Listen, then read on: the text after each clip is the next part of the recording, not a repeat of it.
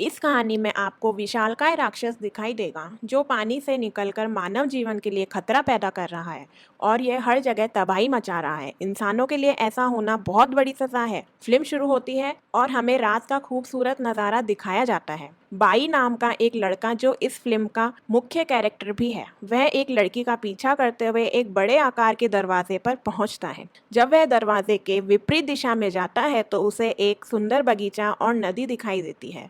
वह लड़की पहली नज़र में उस नदी में कूद जाती है जिसका बाई पीछा कर रहा था और वह उस लड़की को पकड़ना चाहता था, तो वह भी उसके पीछे कूद जाता है। जैसे ही वह नदी के दूसरी ओर तैरते हैं, आकाश से अपनी शक्ति के साथ वहां बिजली गिरती है। बिजली उस लड़की के कंधे को छू गई। इतना ही नहीं, उस जगह की ज़मीन भी पिघली हुई है और जो ज़मीन उस लड़की को अपनी तरफ खींच रही थी, बाई की दृष्टि से दफन कर उस लड़की की मृत्यु हो जाती है। यहाँ वही प्रकट होता है जो अब तक देखा गया था। यह सिर्फ बाई का दुस्वप्न था, हकीकत नहीं। इस दुस्वप्न को नज़रअंदाज करते हुए बाई अपने काम पर पहुंचता है। उसे पता चलता है वहां पहुंचकर क्योंकि उसके साथी को व्यवसायी के पहरेदारों ने पकड़ लिया था। यह उस व्यवसायी का कहना था क्योंकि उसके साथी ने उसकी दुर्लभ वस्तुओं में से एक को चुरा लिया था। वह लड़का कसम खाते हुए सबको अपना विश्वास दिला रहा था कि वह निर्दोष है, लेकिन उस लड़के को नजरअंदाज किया जा रहा था। बाई वहां पहुंच जाता है क्योंकि उस लड़के को सजा मिलने वाली थी और वह व्यापारी से कहता है, मैं उसकी ओर से क्षमा चाहता हूँ, उसे छोड़ दिया। वह व्यापारी से कहता है, तुम जो मांगोगे मैं वह करने को तैयार हूँ। वह व्यवसायी अपने चेहरे के भाव ऐसे बनाता है जैसे उसका कोई कार्य पूरा हो गया हो। उसे अपना काम पूरा करने देते हैं और उसे अपना काम पूरा करने का अवसर मिला था। वह बाई के आगे यह शर्त रखता है कि यदि आप मेरे लिए एक दिव्य अस्थि लाएंगे तो मैं आपके मित्र को सुरक्षित और स्वस्थ होने दूंगा।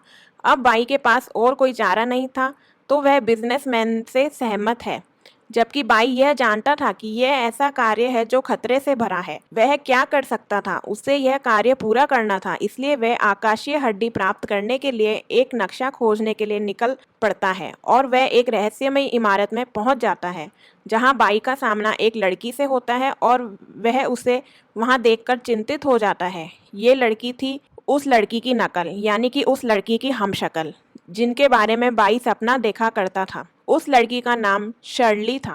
वह उन्हें नक्शा सौंपने के लिए तैयार हो जाती है, लेकिन वह यहाँ एक शर्त रखती है कि वह अपने पूरे साहसिक कार्य में शर्ली को अपने साथ रखेंगे। बाद में उन्हें एक यात्रा पर देखा जाता है। वह एक नाव में नौकायान कर रहे थे और उनके साथ एक रहस्यमयी व्यक्ति भी था। वह आदमी ऐसा दिखावा कर रहा था जैसे वह उन्हें और उनकी मंजिल को पहले से जानता हो। वह सभी सही दिशा में जा रहे थे। जब वह धारा के बीच पहुंचे थे तब शर्ली का कंपास काम करना बंद कर देता है और उनकी नाव भी तेजी से हिलने लगती है। बाई और शर्ली ने पता लगाया था कि एक विशाल राक्षस है।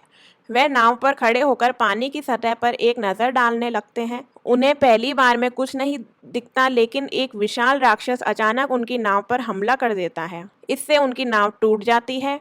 शर्ली पानी में डूबने वाली थी, लेकिन बाई उसकी जान बचा लेता है। बाद में बेई के सभी दोस्त उस राक्षस का सामना करने के लिए वहां एकत्रित हो जाते हैं। बाई यहाँ एक विचार पर प्रहार करता है। वह पॉल के कपड़े को मछली के जाल में बदल देता है तो वह उस राक्षस को इस जाल में बांध सकता है। जैसे ही वह राक्षस उसकी नाव पर कूदता है, बाई उसे अपने बनाए जाल में फंसा लेता है, लेकिन उस राक्षस ने झटके से उस जाल को फाड़ दिया था। अब राक्षस आक्रामक हो गया था। नतीजतन इसने नाव पर अराजकता शुरू कर दी थी। अब यह वहां सभी को अपनी चपेट में लेने वाला था। तभी वह रहस्यमयी आदमी प्रकट होता है जो शुरू में उनकी नाव पर देखा गया था। अब वह अपने बिजली के हथियार से राक्षस पर हमला करता है। उस राक्षस को बहुत दर्द हो रहा था। अंत में वह अपनी नाव छोड़कर वहीं से निकल गया था। उस शख्स की पहचान उजागर हो गई है। वास्तव में वह व्यक्ति वैज्ञानिक था और यह वैज्ञानिक भी उसी आकाशीय हड्डी की खोज में निकला था जिसके लिए यह ग्रुप निकला था।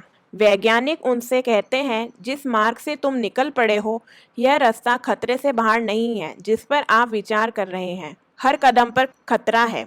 और वह राक्षस जिसे तुम अभी लड़े हो, दरअसल इसे यहाँ एक दुष्ट देवी ने रखा था। वे एक पहाड़ पर पहुंचते हैं जहाँ उन्हें एक मंदिर दिखाई देता है। इस पर नजर रखते हुए वे मंदिर के अंदर कदम रखते हैं। फिर बाई वहां एक बटन खोजता है। इसे दबाते ही उनके सामने एक सुरंग आ गई थी। वह सुरंग उन्हें एक विशाल द्वार तक ले जाती है। बाई उस गेट को मुश्किल से खोलता है। यह एक बर्फ की गुफा थी जहां वो गए थे। यह इतना फिसलन भरा था और उनके लिए वहां खड़ा होना बहुत मुश्किल हो रहा था। बाई इसे देखता है। अगर वह इसी तरह आगे बढ़ते रहे फिर वह दुर्घटनाग्रस्त होने के बाद जल्द ही मर जाएंगे। सबसे पहले वह अपने चाकू का इस्तेमाल करता है और खुद को मजबूत बनाता है। फिर वह अपने दोस्त शर्ली के जीवन को सुरक्षित करता है। दूसरी ओर बाई के दोस्त भी दुर्घटनाग्रस्त होने वाले थे। अब बाई ऐसा करता है जैसे वह शर्ली को अपने दूसरे दोस्तों पर धकेलता है। इस बीच वे सभी एक सुरंग में गिर गए हैं। अब वे एक नई गुफा में पहुंच चुके थे। बाई खतरे में था लेकिन शर्ली उसे एक और गुफा में ले आती है जिससे उसका हुक ट्रैप फेंक दिया जाता है। शर्ली इसे महसूस करती है जैसे कोई उनके आसपास हो। फिर यहाँ के अंधेरे में कई आंखें खुल जाती है। इतना भयानक नज़ारा था। दरअसल ये थी उन भेड़ियों की आंखें और भूखे भेड़िए यहाँ उन पर आक्रमण करने को तैयार थे। इससे पहले वे कोई भी प्रवेश द्वार खोलता या वे वहां पहुंच जाते तभी वहां सभी भेड़िए उन पर हमला कर देते हैं। फिर पूरा समूह निकलकर उन भेड़ियों से लड़ता है। वे अपनी तलवारों की सहायता से भेड़ियों को दूर कर रहे थे। फिर बाई यहाँ कुछ बत्तियां जलाता है। ये भेड़िए रोशनी से दूर भागते हैं। फिर बाई यहाँ तय करता है कि वह सभी भेड़ियों को बत्तियां जलाते हुए यहाँ दूर करेगा। जबकि समूह के अन्य सदस्य इसका लाभ उठाते हैं। वे ऊपरी प्रवेश द्वार से बाहर जाने की कोशिश करते हैं। वे सभी इन खतरों से निपटने के लिए खुद को तैयार कर रहे हैं। शर्ली यहाँ अपने जहाज के लंगर का उपयोग करती है। वह इससे रस्सी बांधते हुए ऊपरी प्रवेश द्वार से इसे ठीक कर देती है। संलग्न हुक क्षतिग्रस्त है क्योंकि वह उल्टा जाने की कोशिश कर रही थी। शर्ली नीचे गिर गई थी लेकिन सूर्य की किरणें गुफा के ऊपरी छिद्र के टूटने के कारण प्रकट हुई थी। अब भेड़ियों को श्राप मिला कि वे सूर्य की किरणों में नहीं आ सकते, जैसे सूरज की किरणें उनकी खाल को जला देंगी। नतीजतन वे भेड़िए उनसे कुछ दूरी पर चले जाते हैं लेकिन वे भेड़िए अभी भी अपने खून के प्यासे थे और वे उनका शिकार करने के लिए अपनी भूख बुझाना चाहते थे। सौभाग्य से उन भेड़ियों को यह मौका नहीं मिलता है। वे सभी सूरज की किरणों का लाभ उठाकर बाहर घूमते हैं लेकिन बादल तुरंत सूरज को ढक लेते हैं और सूर्य विहीन हो जाता है। अब उस समूह के साथ बाई उस गुफा में फंस जाता है। अब बाई का दोस्त बड़ी मुश्किल से उसे ढककर ऊपर की तरफ लाता है। मुश्किल घड़ी का सामना करने के बाद अब उनमें जरा भी साहस नहीं था क्योंकि उन्हें आग और खतरों का सामना करना पड़ सकता है। तो वे सभी दिव्य अस्थि लिए बिना वापस आ जाते हैं। शर्ली अपनी सहेली बाई के घाव पर मरहम पट्टी कर रही थी जब वे शहर वापस आए थे। तभी पता चलता है कि शर्ली की पीठ पर जो निशान है वही निशान बाई की पीठ पर भी था। शर्ली अपने पूरे समूह को इकट्ठा करती है और वह सभी को उस निशान के बारे में बताती है। यह निशान कोई साधारण नहीं, एक अभिशाप था। अब शर्ली यहाँ उस निशान की कहानी बताती है। फिल्म की कहानी फ्लैशबैक में चली जाती है। हमारे पूर्वज एक समय पहले एक रेगिस्तान से गुजर रहे थे और वह गलती से दुष्ट देवी की गुफा में प्रवेश कर गए थे जहां एक दुष्ट देवी कई वर्षों से विश्राम कर रही थी। उनके प्रवेश से उस दुष्ट देवी ने अपना आपा खो दिया था, इसलिए वह सभी राक्षसों पर हमला करती है। तो इस हमले के कारण उन्हें यह अभिशाप का निशान मिलता है। इसने संकेत दिया कि सभी शापित लोग 50 वर्ष से पहले मर जाएंगे और यह अभिशाप उनके खून की जंजीर में यात्रा करेगा। तो वे सब लोग यह कहानी सुनकर परेशान हो गए थे। वे पूछते हैं शर्ली क्या इस अभिशाप को दूर करने का उनका कोई दूसरा तरीका है। वह बताती है जिस आकाशीय हड्डी के लिए हम निकले थे वही हड्डी इस निशान को हटा सकती है। अब बाई जो शर्ली के लिए प्यार विकसित करना शुरू कर दिया था वह फैसला करता है कि वह शर्ली को इस तरह मरने नहीं दे सकता। वह आकाशीय हड्डी को लेकर किसी भी कीमत पर शर्ली के जीवन को सुरक्षित करेगा।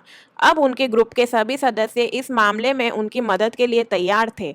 अब वह उन्हीं गुफाओं में पहुंचते हैं जहां कई भेड़िए मौजूद थे। वह उस गुफा के बारे में भली भांति जानते थे, इसलिए वह अब पूरी तैयारी के साथ यहाँ आए थे। इसलिए वह उस गुफा को एक तंत्र के माध्यम से उस 30 मिनट के लिए हल्का करने का प्रबंध करते हैं। इसलिए हो सकता है कि भेड़िए इन 30 मिनट के भीतर उन पर हमला ना करें और वे 30 मिनट के भीतर अपना रास्ता तय कर सकते हैं। जैसे ही वे उस स्थान को छोड़ सकते हैं, आकाशीय अस्थि प्राप्त कर सकते हैं। यदि वे इसे पूरा करने में असमर्थ रहते हैं तो वे इस गुफा में फंस जाएंगे। वे किसी भी तरह से इस गुफा में प्रवेश करने के बाद दूसरी गुफा का रास्ता बनाते हैं।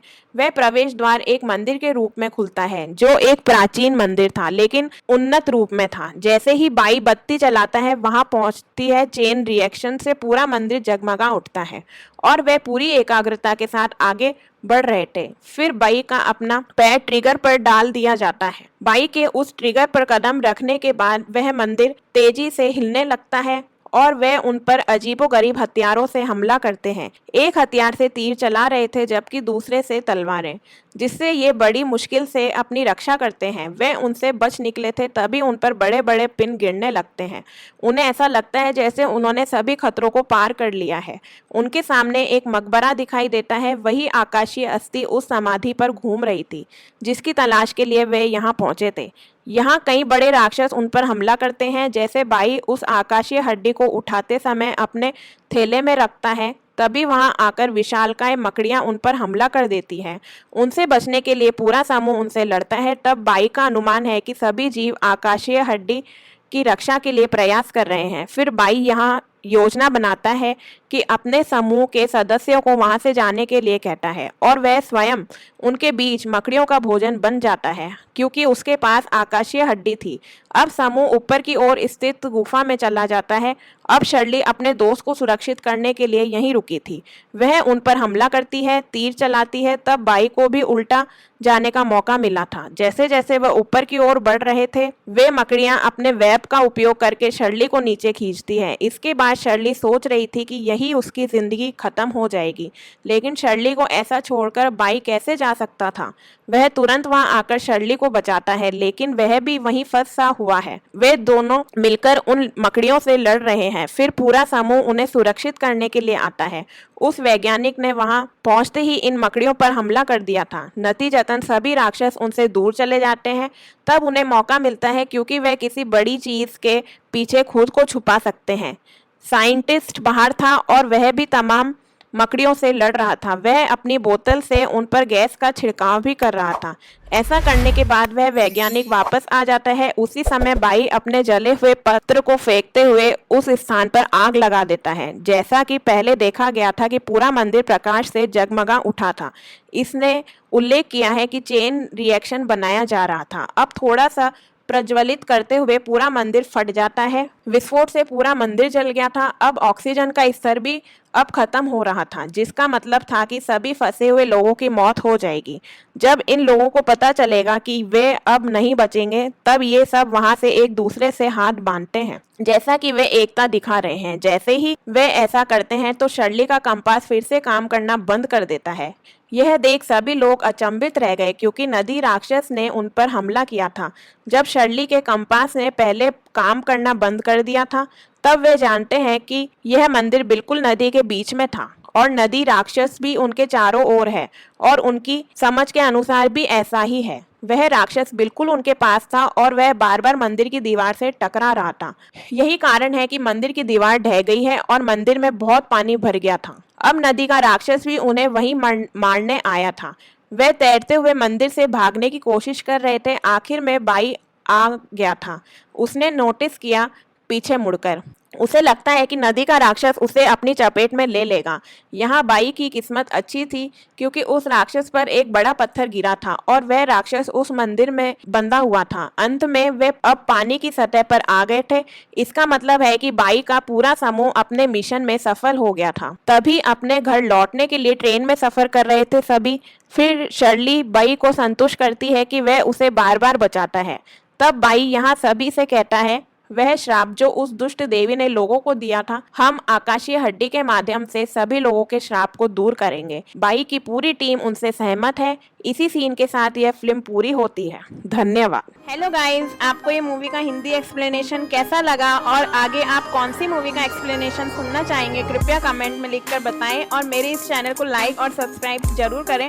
और हाँ, बेल आइकन दबाना मत भूलिएगा, जिससे आपको समय समय पर आने वाली मूवीज की नोटिफिकेशंस मिलती रहे। धन्यवाद।